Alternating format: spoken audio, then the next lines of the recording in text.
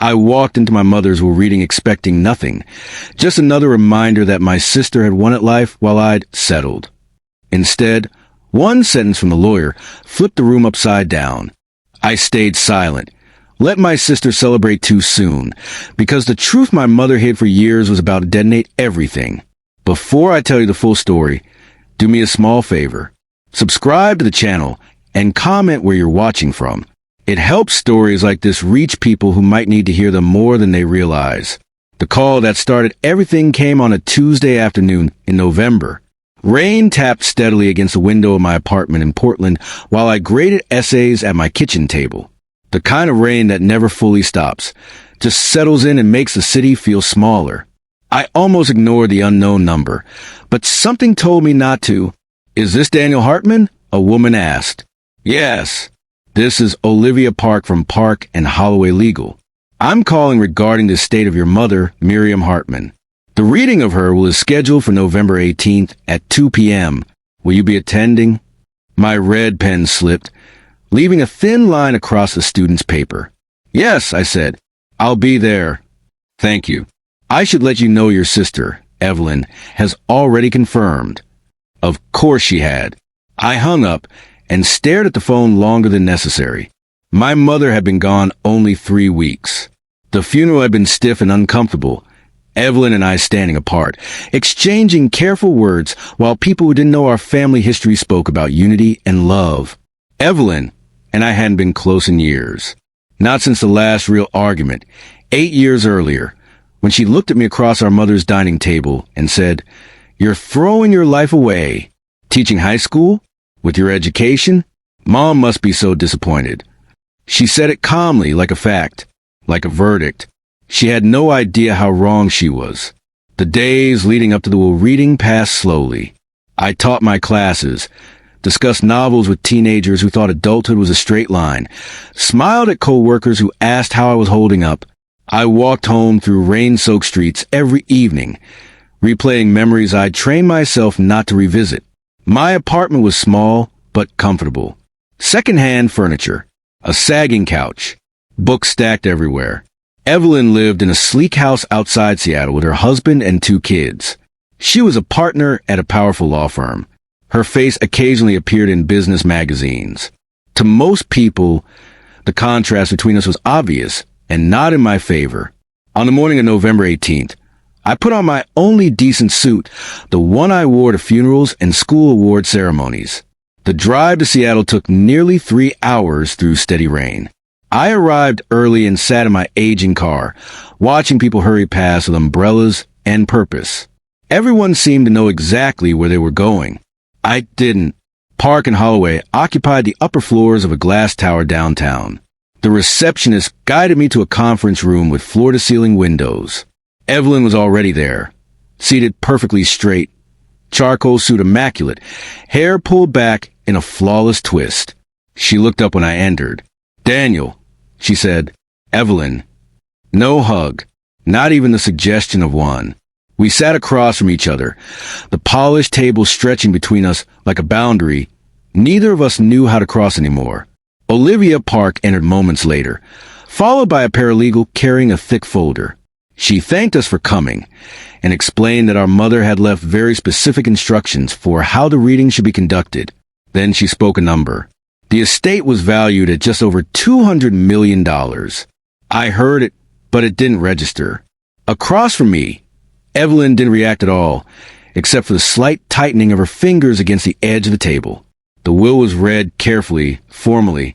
My sister was left a fixed amount, generous, life-changing to most people. Jewelry, a safe deposit box. Then Olivia continued. The remainder of the estate, the company, the properties, the family home, all of it, left to me. The room went silent, except for the rain against the glass. I felt dizzy, like the floor had dropped away beneath my chair. This couldn't be right. There had to be a mistake. Evelyn stood so fast her chair scraped loudly. "That's impossible," she said. "He gets everything else?" Olivia nodded calmly. "This was updated 6 months ago. Your mother was of sound mind. There are no grounds for dispute."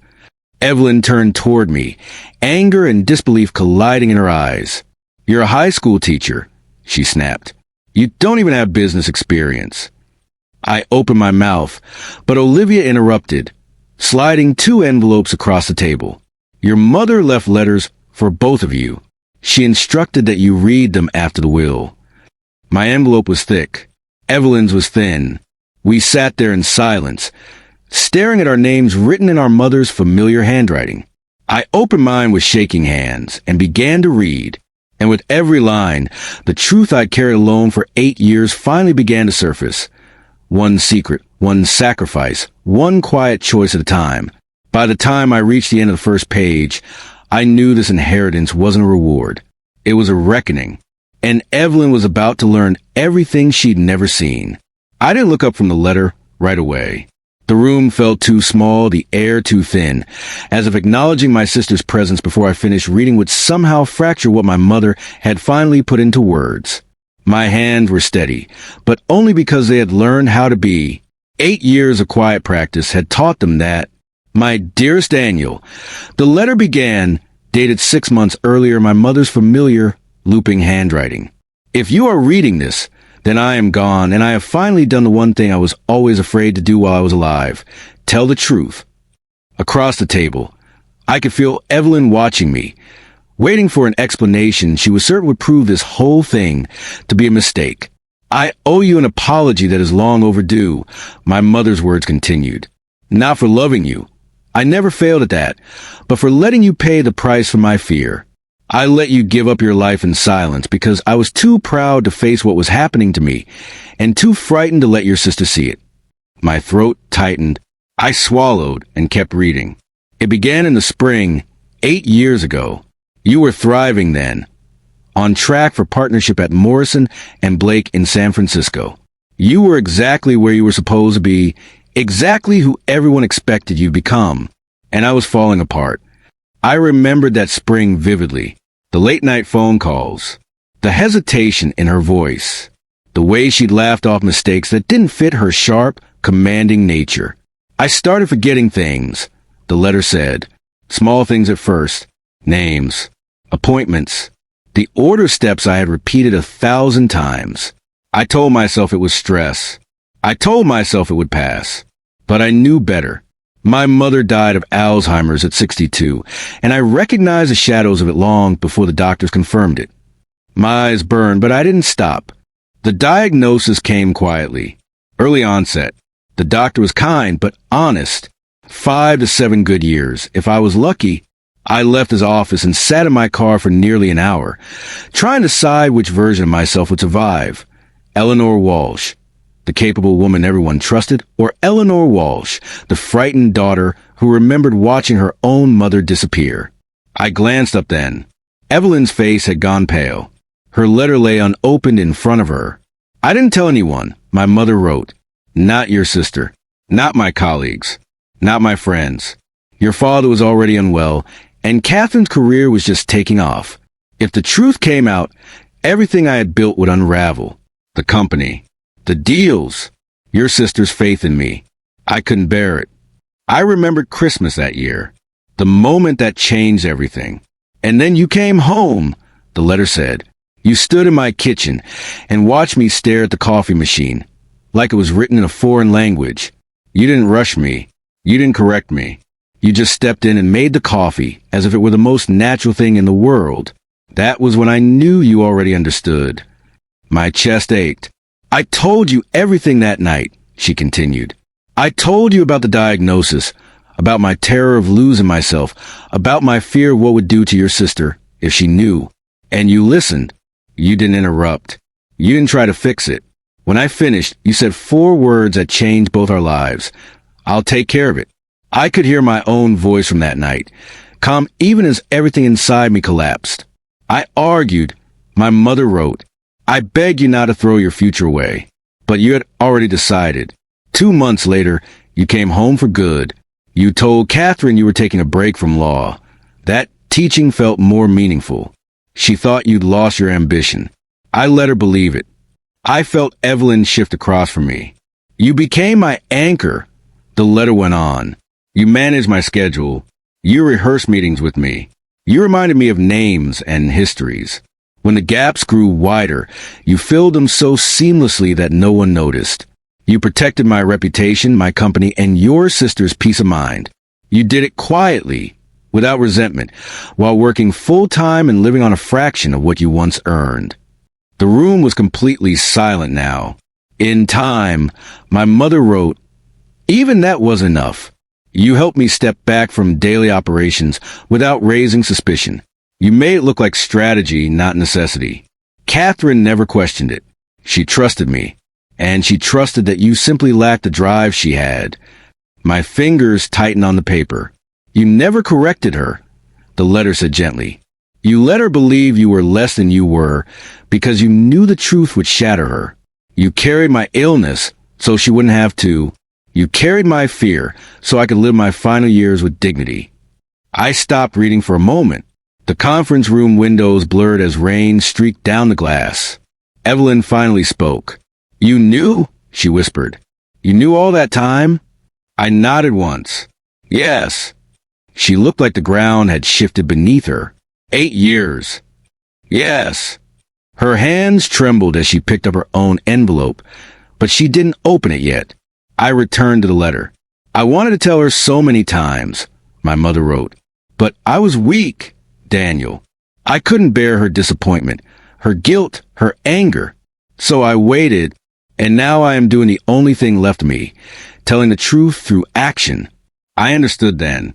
The will wasn't a punishment. It wasn't favoritism. It was a confession. "The company is yours," the letter said, "because you already ran it in all the ways that mattered. The assets are yours because you protected them when I could not. The money will never repay what you gave up, but it is the only acknowledgement I have left to give." I reached the final lines. "Please tell your sister the truth. She will be angry. She will be hurt. But she deserves to know the brother she judged was the one who held this family together when it mattered most. And please forgive her if you can. I love you both more than I ever knew how to say." I lowered the letter. Evelyn was crying openly now, her shoulders shaking, mascara streaking down her cheeks. "I called her every week," she said, almost to herself. "I had lunch with her every month. How did I not see it?" "Because I made sure you didn't," I said quietly. "That was the deal." She looked up at me, eyes red and raw. "You gave up everything." I shook my head. "I gave up one path. Not everything." She opened her own letter then. It was shorter, just as my mother had said. As she read, her face crumpled completely. "She knew this would destroy me," Evelyn said hoarsely. "She knew I built my whole identity on being the capable one. That's why she waited." I replied. Evelyn covered her face with her hands. "All those years I thought you were less, and you were carrying all of this." I stood slowly and walked to the window, looking out over the gray city. I didn't do it for recognition. I did it because someone had to. Behind me, I heard her stand. "I judged you," she said. "I pitied you. I was cruel." "Yes," I said. "You were." The honesty hung between us. Painful but clean. "I don't know how to fix this," she whispered. "Neither do I," I said. "But pretending it didn't happen won't help." We stood there, separated by years of misunderstanding, with our mother's truth finally laid bare between us. The inheritance had already changed everything. Not because of the money, but because the silence was gone. And for the first time in 8 years, I wasn't carrying it alone. We stood there longer than either of us expected, the truth stretching the space between us in a way silence never had. The city beyond the windows moved on as if nothing momentous had happened. Cars threading through rain, people hurrying with umbrellas tilted against the wind. Inside that room, though, the past 8 years finally had a shape. Evelyn was the first to speak again. "There's more, isn't there?" she said quietly. It wasn't a question. She said there was another letter. I nodded. She mentioned it in mine. A second one, at the house. Evelyn closed her eyes, breathing in slowly, then opened them with the careful control I recognized from courtrooms and negotiations. "Then I need to read it. Not later. Not when it's convenient. I need to understand everything." The attorney returned just then, as if summoned by the shift in the air. Olivia Park asked if we had questions, if we needed clarification. Evelyn shook her head. I told Olivia we'd be in touch to schedule the transition meetings. She nodded, professional and composed, though I saw curiosity flicker behind her eyes. She had seen conflict before, but this was something else. Quiet, internal, irreversible. We rode the elevator down together. No words, just the soft hum of cables and the muted reflection of our faces in the mirrored walls. For years, that reflection had shown us as opposites. Now it felt like two halves finally acknowledging the same fracture. Outside, the rain had eased into a fine mist. Evelyn stopped near the entrance and looked at me, hesitation cutting through her resolve. "Can we go to the house now?" she asked. "I don't think I can wait." The house. The word still carried weight. Our childhood home. Our mother's fortress. The place where everything had been hidden in plain sight. "Of course," I said. We drove separately, the way we always had. But for the first time, it didn't feel like avoidance. It felt like space, necessary, respectful. As I pulled onto the highway, my thoughts ran ahead of the road. I tried to imagine Evelyn reading the second letter. Tried to prepare for what would come after. The house stood exactly as it always had. Solid and quiet, its windows dark against the gray afternoon. I unlocked the door with a key I hadn't used in months. The familiar scent of polished wood and old books greeted us, unchanged. Evelyn paused just inside, her composure wavering again. "She was here," she said softly. "All this time." "Yes," I replied. She never left, really. She just needed help staying. We went straight to the study. The safe was hidden behind a framed photograph. Our mother standing between us at a long-ago graduation, her smile confident, unguarded. I turned the frame aside and entered the code I'd memorized years earlier, back when the safe had held contracts and contingency plans instead of confessions. Inside was a single envelope, thick and carefully sealed. Evelyn's name was written in the same elegant cursive. She took it with both hands, as if it were fragile. "I'm afraid," she admitted. "Afraid of what this will say about me." "It will tell you the truth," I said. "Nothing more." She nodded, then sat in the chair by the desk. I stepped back, giving her the privacy I'd always given her, even when it cost me. The letter was longer than mine had suggested. As Evelyn read, her reactions came in waves: confusion, disbelief, grief, and finally something like clarity. She didn't speak for a long time. I could hear only the faint rustle of paper and the distant sound of traffic outside. When she finally looked up, her eyes were red but steady.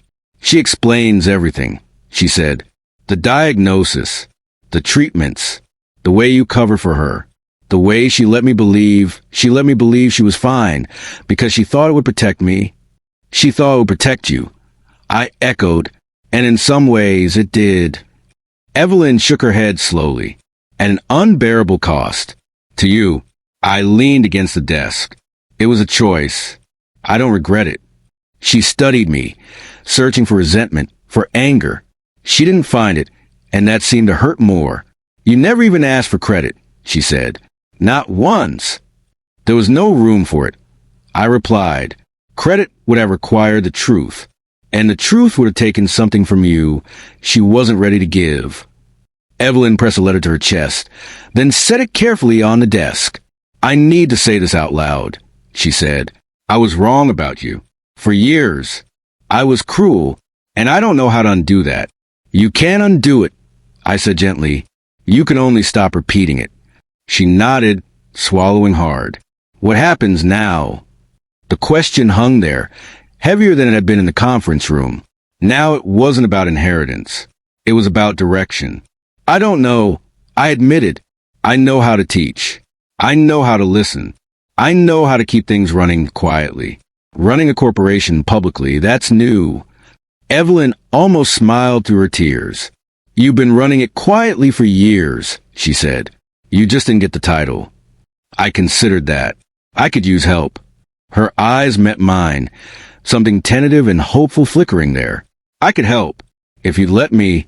I took a moment before answering, not because I doubted her competence, but because trust once cracked needs intention to rebuild. I'd like that, I said, on one condition. Name it. No more assumptions, I said.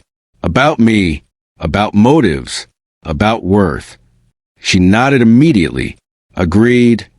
We spent the rest of the afternoon going through the house, room by room, not as heirs dividing spoils, but as siblings reclaiming context. Evelyn noticed things she'd never seen before. The labeled drawers, the meticulous calendars, the quiet systems I'd put in place to keep our mother oriented. Each discovery chipped away at the old narrative she'd carried about me. As dusk settled, we stood in the kitchen where it had all begun, the coffee machine gleaming under the lights. I remember this, Evelyn said suddenly. You making coffee one Christmas. I thought you were just being helpful. I said, just not in the way you imagined. She let out a shaky laugh. I've been wrong about so much. Not everything. I replied, you loved her. That mattered. We left the house together that night. Outside, the rain had finally stopped, the air crisp and clean. At the cars, Evelyn paused. Daniel, she said, thank you for telling me, for not hating me. I don't hate you, I said, but we have work to do. She nodded. I'm ready. As I drove back toward the city lights, I felt something unfamiliar, but welcome settle into place. The secret was no longer mine alone. The future, uncertain as it was, had edges now, defined by truth instead of silence. And for the first time since my mother's diagnosis, I allowed myself to imagine what might come next, not as a caretaker in the shadows, but as someone finally seen. The next morning felt unreal, as if the world had tilted slightly and not yet decided whether to settle back into place or keep shifting. I woke up in my Portland apartment to the familiar sound of rain on the fire escape, the same chipped mug waiting by the sink, the same stack of ungraded essays on my desk, but everything carried a new weight. The life I had built quietly, deliberately, suddenly felt like the prologue to something much larger. At school, I moved through the halls on autopilot. My students argue about symbolism in a novel I'd taught for years, unaware that the man at the front of the room now technically owned office towers, apartment complexes, and land developments worth more than most of their families would see in generations. I listened, asked questions, smiled at the right moments. Teaching had trained me well for this kind of dual existence, being fully present while carrying something enormous beneath the surface. By lunchtime, my phone buzzed for the 5th time. Missed calls, emails, voicemails piling up faster than I could process them. I didn't open any of them. Not yet. After my last class, I sat alone in my classroom, staring at the whiteboard, my mother's handwriting drifting into my thoughts again. You gave me myself for 8 more years. The words landed differently now. Less like gratitude, more like responsibility. That evening, Evelyn called. I've been up since dawn, she said without preamble. I went through the company records. Everything you touched, everything you quietly set up, it's all there. Clean, organized, transparent. You can just keep things afloat, Daniel. You stabilize them. I followed instructions, I said. Yours, mostly. No, she replied. You followed hers. And you followed your conscience. There was a pause, then her tone shifted. Professional, focused. We need to meet. Soon. The board will start asking questions. They'll want to know why control shifted overnight. I'm still teaching. I said, I can't just disappear. I know, she said. And that may be the smartest thing you can do right now. Stability matters. We agreed to meet in Seattle that weekend. When I hung up, I sat in silence, feeling the collision of 2 worlds inch closer. Saturday came faster than I expected. I drove north again, the highway familiar now, the city skyline less intimidating than it had been days earlier. Evelyn met me outside one of the company's downtown buildings, a steel and glass structure I'd walked past countless times without knowing it was part of my mother's empire. Inside, the lobby buzzed with quiet efficiency. People moved with purpose, badges swinging, phones pressed to ears. No one looked at me twice, and that anonymity felt strangely comforting. The executive conference room overlooked the water. Evelyn had spread documents across the table. Organizational charts, financial summaries, development plans. This is what they know, she said. They know Miriam Walsh stepped back years ago. They know operations were delegated. They don't know you were the reason it worked. I don't want to humiliate anyone, I said, especially not her. She anticipated that, Evelyn replied. That's why she structured the transition the way she did. You don't have to announce yourself as the savior. You just have to be present. We reviewed timelines, potential announcements, legal formalities. It was strange, absorbing information about a corporation that had shaped the city while my own life had remained deliberately small. At one point, Evelyn stopped and looked at me. You're calm, she said. Too calm. I spent 8 years reacting to emergencies without showing it. I replied, this feels manageable. She smiled faintly. You always were better under pressure.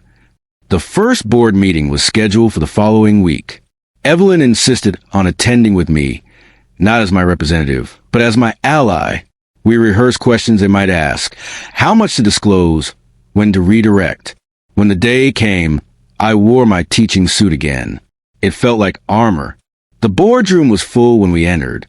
Men and women who had known my mother for decades, some fondly, some cautiously. Conversations died down as we took our seats. One of them cleared his throat. Daniel, we're surprised to see you. I imagine you are, I said evenly. I was surprised myself. A ripple of restrained laughter eased attention. I explained my role, not embellishing, not diminishing it. I spoke about continuity, about honoring my mother's vision while allowing the company to evolve responsibly. They listened, not skeptically, not dismissively, attentively. Questions came, sharp but fair. I answered honestly. When I didn't know something, I said so. When Evelyn added context, I let her. By the end of the meeting, something subtle had shifted. Not acceptance, not yet, but respect. Afterward, as we rode the elevator down, Evelyn exhaled slowly. You were good, she said. Better than good. I told the truth, I replied. That's all I had. That's more than most executives manage, she said. The weeks that followed blurred into a careful rhythm. I continued teaching, commuting to Seattle on weekends. The company adjusted. So, did I? The hardest part wasn't the scale of responsibility. It was the attention. Journalists began calling. Colleagues asked questions. Old acquaintances resurfaced with sudden warmth. I learned quickly who cared about me and who cared about proximity to power. Evelyn and I spoke daily. Sometimes about business. Sometimes about our mother. Sometimes about nothing important at all. Those conversations mattered most. One evening, after a particularly long call, she said quietly, I keep thinking about all the times I judge you. I know, I said. I don't expect forgiveness, she continued. I don't want to be that person anymore. You're not, I replied. Not if you're willing to see. She was quiet for a moment. Thank you for letting me help. I know I don't deserve it. Deserve has nothing to do with it, I said. Trust does, and trust can grow. That night, I walked through my apartment, noticing how small it felt, not inadequate, just transitional. I wasn't ready to leave it yet. It had held me through years of secrecy and purpose, but I knew I wouldn't stay forever. My life was expanding, not through ambition, but through truth finally allowed to breathe. And somewhere in that expansion, I could feel my mother's presence, not as a burden, not as a secret, but as a steady hand at my back, urging me forward. What I didn't yet realize was that the hardest part wasn't stepping into this new world. It was deciding what parts of the old one I was finally willing to let go. The first crack in the calm came quietly. It didn't arrive as a headline or a confrontation. It came as an email forwarded by Evelyn late one night with no commentary attached. Just a subject line that read, "We need to talk about this." I opened alone at my kitchen table, the same place where, months earlier, I'd been grading essays and assuming my life was fixed and finite. The email was from one of the senior regional managers, a man who had worked under my mother for nearly 20 years. The tone was careful, deferential, but threaded with something else. Concern. He referenced a development project in Tacoma, one I remembered distinctly, not because it was large, but because it had been delayed twice during my mother's illness. I had helped her review it one evening, walking her slowly through the numbers when she could no longer hold them all in her head at once. The message suggested irregularities, nothing illegal on its face, but decisions that didn't align with my mother's usual standards. Accelerated approvals, unusual contractor selections, quiet overrides. I read it twice, then a third time. When I called Evelyn, she answered immediately. "You saw it," she said. "Yes. I've been looking into it for weeks," she admitted. "I didn't want to bring it to you until I was sure." Sure of what? That Mom wasn't the only one losing control near the end. The words landed harder than I expected. "You think someone took advantage of her," I said. "I think someone assumed she wouldn't notice," Evelyn replied, "and that you wouldn't look too closely." That assumption stung more than it should have. We met the next morning in Seattle. This time not in a boardroom, but in a small, unremarkable conference space away from the main offices. Evelyn spread documents across the table. Contracts, approval chains, timelines. "This wasn't incompetence," she said. "It was opportunism." A mid-level executive. Trusted. Quiet. Someone who had stayed just far enough from the spotlight to avoid scrutiny. He hadn't stolen outright. He'd redirected. Nudged deals toward companies with personal ties. Profited indirectly. Enough to matter. Not enough to trigger alarms. He thought no one would connect the dots. I said. He thought no one would care. Evelyn corrected. Not after she was gone. I sat back, feeling something cold settle in my chest. For years, I had protected my mother from being exposed as vulnerable. Now I was confronting the reality that others had seen that vulnerability and chosen to exploit it. What do we do? I asked. Evelyn didn't hesitate. We investigate. Quietly. Thoroughly. And when we're done, we act. The next few weeks were some of the most exhausting of my life. By day, I taught. I discussed literature, graded essays, listened to teenagers talk about futures that felt both fragile and limitless. By night, I reviewed spreadsheets and contracts, learning to read intent in numbers the way I'd once read subtext in poetry. The parallel surprised me. Patterns mattered. Omissions mattered. What wasn't said often told the real story. No, I said finally. I resent the disease. I resent the silence. But not her. She did the best she could with what she had. Evelyn nodded. I wish I'd known. I wish she'd trusted me. She trusted you. I said, she just trusted me to carry the weight. That night, as I drove back to my hotel, exhaustion pressed in, but so did clarity. I was no longer reacting. I was choosing, and choice brings consequences. The board began discussing long-term leadership structure, succession planning, public visibility. My name surfaced more often, not as an interim solution, but as a permanent one. One board member spoke candidly during a closed session.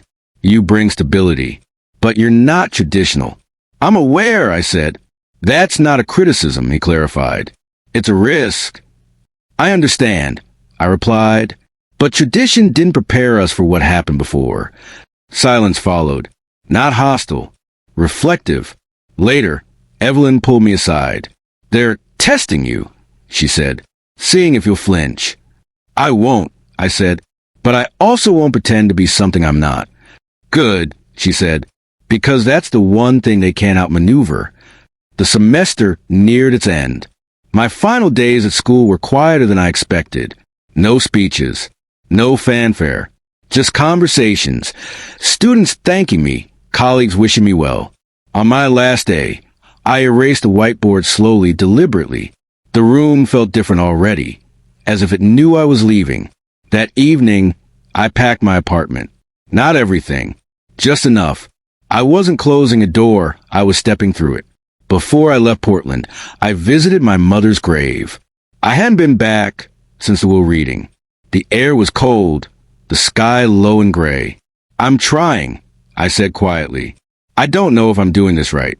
The wind stirred the trees. No answers came, but I hadn't expected any. Back in Seattle, the pace quickened.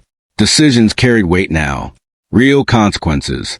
I signed documents, approved initiatives, declined others. And for the first time, I felt something new.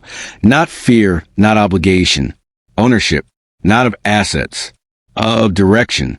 The night before my formal introduction as head of the company, Evelyn called me late. "You ready?" she asked. "No," I said honestly. She laughed softly. "Good. Neither was Mom.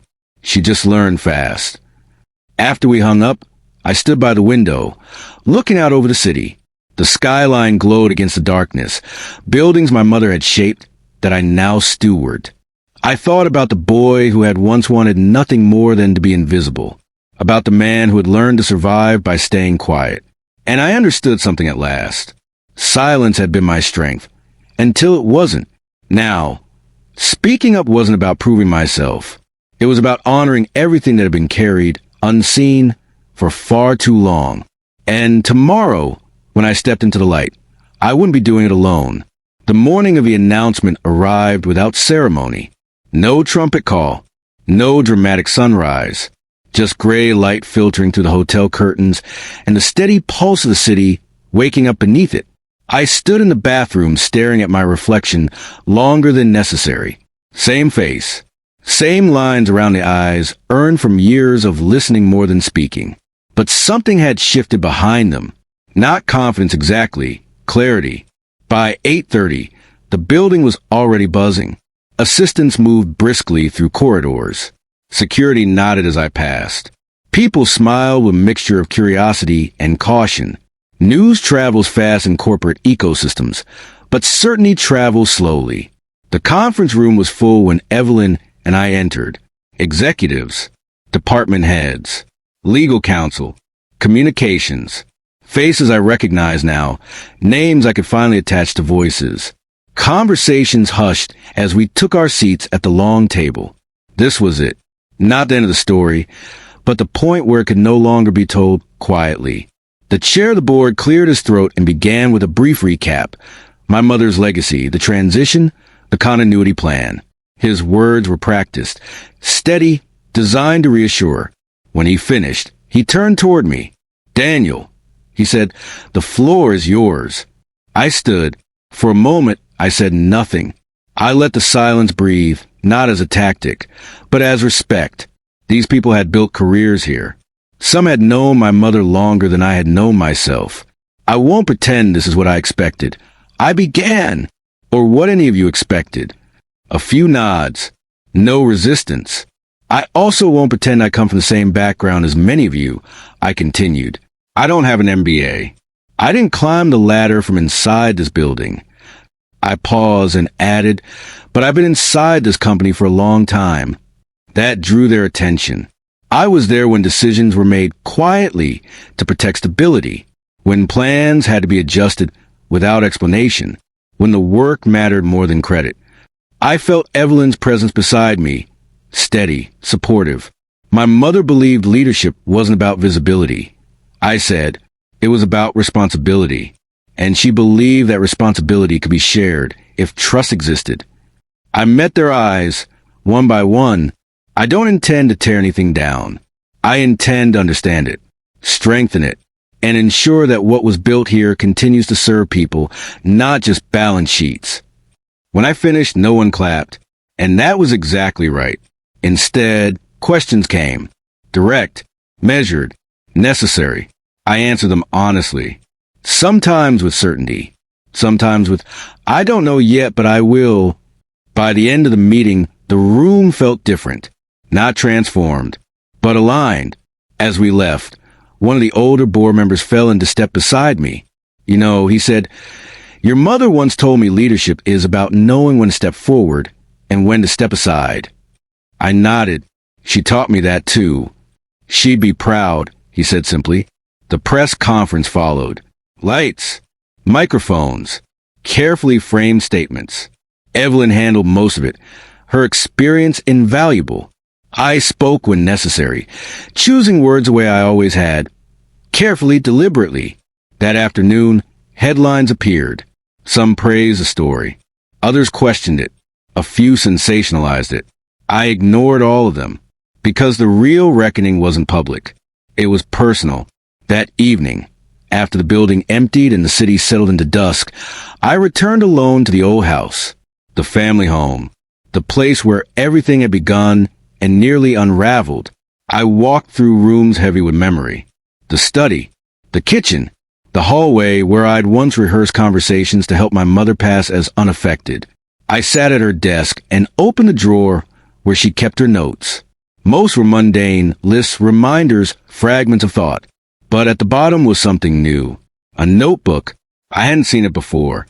Inside were entries from her final lucid months. Short reflections. Observations. Questions she knew she wouldn't get to answer. One page stopped me cold. Daniel doesn't realize yet that he's stronger than he thinks. He learned to be invisible to survive. One day, he'll learn to be visible to lead. I closed the notebook slowly. The next weeks tested that truth. With visibility came friction. Long-standing executives pushed back on changes, small ones at first. Policy adjustments. Transparency initiatives. Community reinvestment plans my mother had dreamed about but never implemented publicly. Some supported me. Others tolerated me. One, in particular, did neither. He challenged decisions in meetings. Undermined them afterward. Subtly questioned my authority. Evelyn noticed before I did. "He's testing you," she said one evening. "Not the company. You. What do you want me to do?" I asked. "Decide who you are in this role," she replied. "Then act like it." The next meeting, when the challenge came again, I didn't deflect. "I hear your concerns," I said calmly, "but this decision stands. If you have data that contradicts it, bring it forward. If not, support the direction or step aside." The room went quiet. He stared at me, surprised, not by firmness, but by the absence of anger. Afterward, he requested a private conversation. We spoke honestly, firmly, respectfully.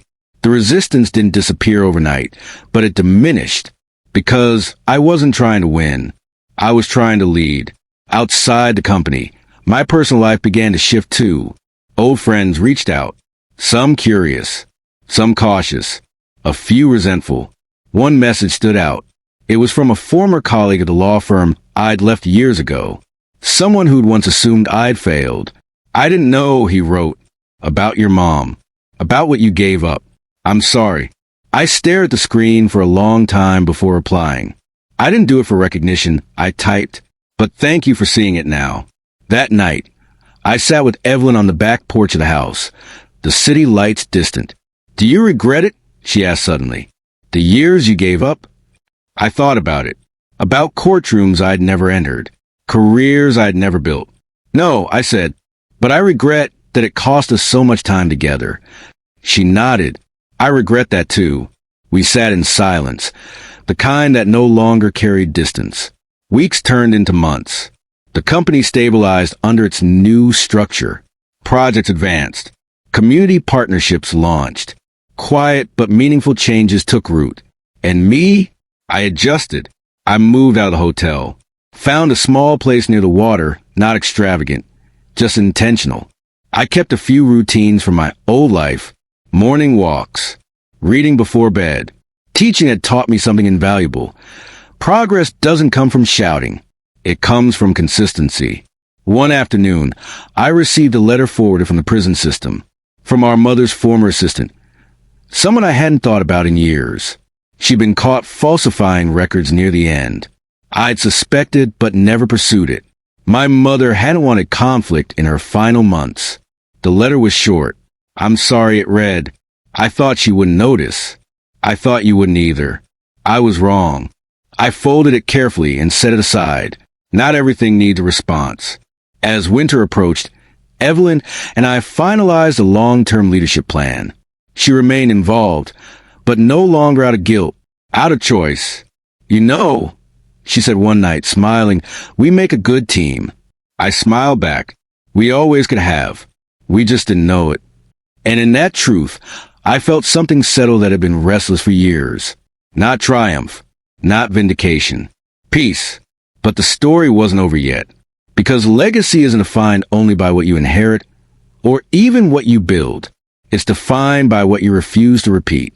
And soon, I would be faced with a choice that tested that belief more deeply than anything before. The letter arrived on a Monday morning, slipped beneath my office door sometime before dawn. No return address, no letterhead, just my name written carefully across the front. I recognized the handwriting immediately. Evelyn, not the version of her that stood beside me in boardrooms or spoke with authority in negotiations, but the version that existed before all of that. The sister who used to leave notes on my pillow when we were kids. The handwriting hadn't changed much, just steadied. I didn't open it right away. Instead, I sat at my desk and looked out at the city.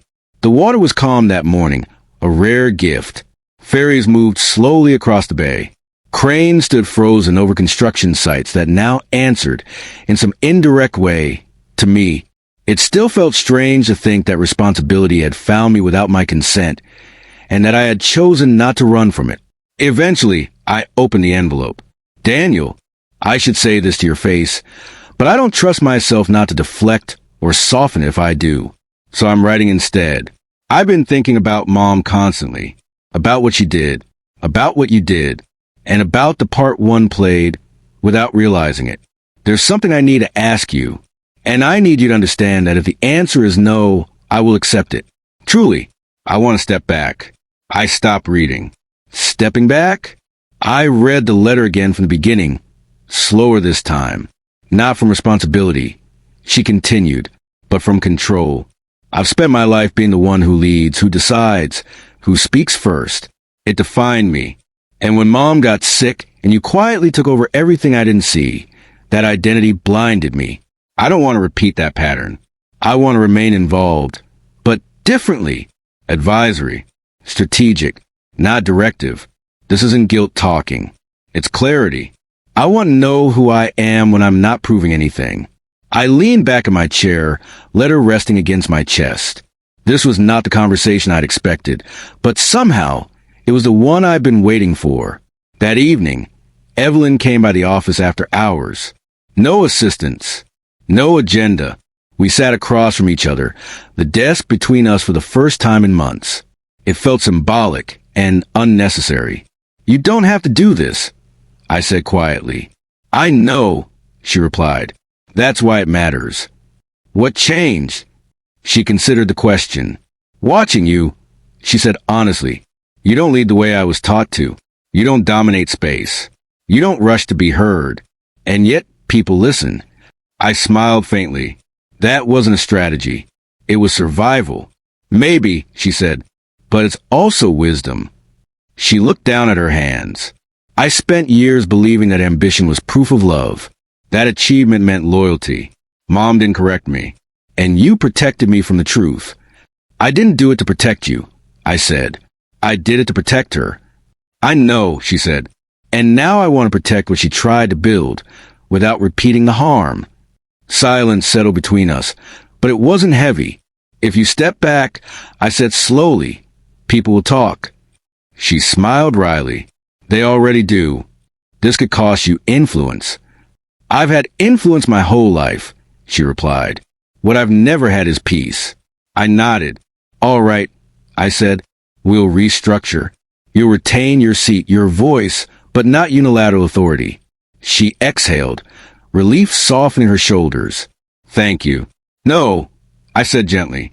Thank you for trusting me. The changes were announced quietly. No press releases. No spin. Just internal adjustments framed as evolution rather than retreat. Reactions were mixed, but manageable. Some executives respected Evelyn more for it. Others speculated. A few resented the shift.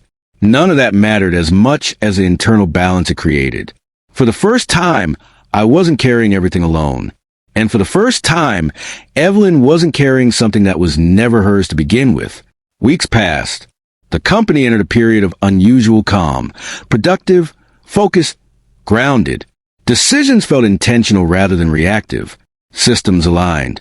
And then came the call. It was from a number I hadn't seen in years. My father's sister. I almost didn't answer. But something, instinct perhaps, told me to pick up. Daniel, she said without greeting. I heard about the company. Yes, I replied cautiously. I also heard, she continued, that Evelyn stepped back. She did. There was a pause. That must feel satisfying. The word landed wrong. No, I said, it feels necessary. She laughed softly. You always were different. We spoke for a while. About family. About my mother. About time lost and truths delayed. Then she said something that shifted everything. I have something you should see, she said. Something your mother asked me to keep. What is it? A document from before her diagnosis. She said you'd understand when the time was right. My pulse quickened. Why now? Because now, she said, you're finally in a position to decide what to do with it. We met 2 days later. She handed me a folder, thick and carefully sealed. Inside were records, agreements, letters. My mother had known that her illness would create vulnerability, not just personally, but structurally. She had planned contingencies beyond what I'd ever imagined. One letter stood out. If Daniel is reading this, then the truth is no longer a burden. It's a tool. She had anticipated a moment like this, a moment when the company would be stable enough and I would be visible enough to address something she never could publicly. Inside the folder were plans for a foundation, not a charity, an initiative designed to support caregivers, specifically those who quietly stepped away from careers, ambitions, and identities to care for family members with degenerative illness. She had drafted it, outlined it, but never launched it because she knew what it would reveal. I sat there long after my aunt left, documents spread across the table. My mother hadn't just left me a company. She left me an unfinished truth. That evening, I called Evelyn. She knew, I said, about the cost, about people like me. I'm not surprised, Evelyn replied softly. She always knew more than she said. She wanted to build something. I continued, something that acknowledges invisible sacrifice. There was a long pause. You should do it, Evelyn said. If anyone should, it's you. The next months were consumed by preparation, legal frameworks, advisory boards, funding models, quiet outreach to organizations that understood the terrain. I insisted on one thing, no branding around my name. This wasn't about legacy. It was about recognition. The foundation launched without fanfare. No gala, no press blitz, just grants, support, resources, and stories finally heard.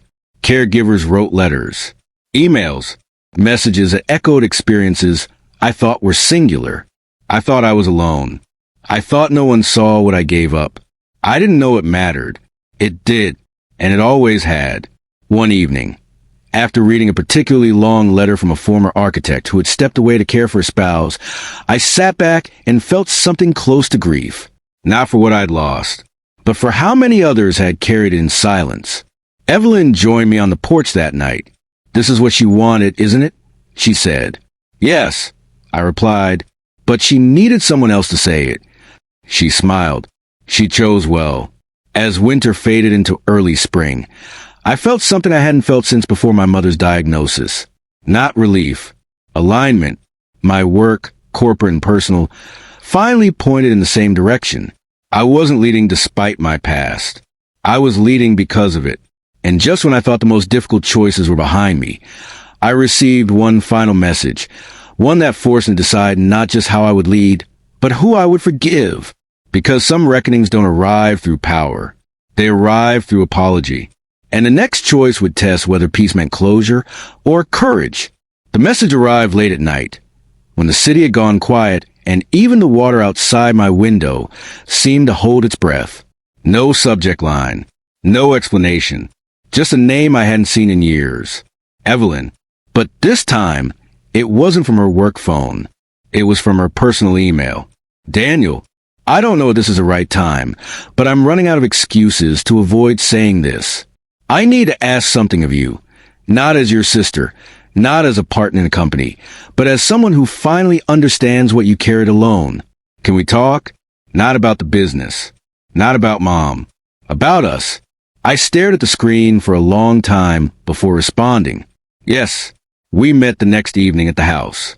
The old one, the place that had witnessed everything and asked for nothing in return. She arrived without her usual armor. No suit, no briefcase, no practiced composure. Just Evelyn, as she had once been, before success became a shield. We sat in the living room, the lights low, the windows reflecting our faces back at us like a reminder that time doesn't erase. It layers. "I've been thinking about forgiveness," she said quietly. "Not the kind you ask for. The kind you wait for." I didn't answer right away. "I know I hurt you," she continued. "Not just with words, with judgment, with distance, with the way I let myself believe a story that made me feel superior." I leaned back, listening. "For years," she said, "I told myself that ambition was love, that achievement was proof of worth. And every time I looked at you, choosing a smaller life, I thought you were afraid." She shook her head slowly. "You weren't afraid. You were brave." Silence stretched between us.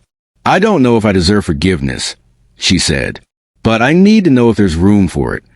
I thought about the years I'd spent rehearsing explanations I never gave, the resentment I'd swallowed because it felt less destructive than confrontation, the loneliness that had become so familiar I'd mistaken it for peace. "I don't forgive you because you asked," I said finally, "and not because you're sorry." She looked up, bracing. "I forgive you," I continued, "because holding on to what happened keeps us trapped in it, and I don't want to live there anymore." Her breath caught. Tears welled, not the controlled kind, but the kind that arrives when a long-held tension finally releases. "I don't want to lose you again," she whispered. "You won't," I said, "but things will be different." She nodded. "Different is good."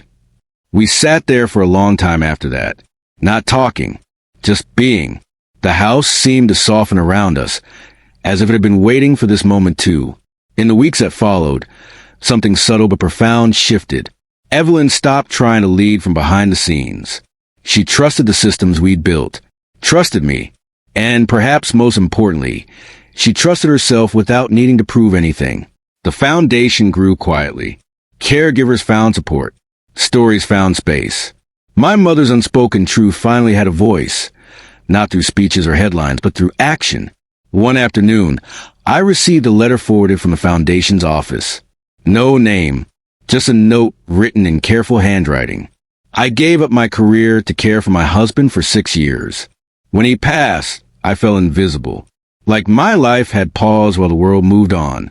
This is the first time anyone has told me it mattered. Thank you. I folded the letter and placed it in the notebook my mother had left behind. That night, I stood on the balcony overlooking the water, thinking about how close I'd come to disappearing into duty. How easy it would have been to stay quiet forever.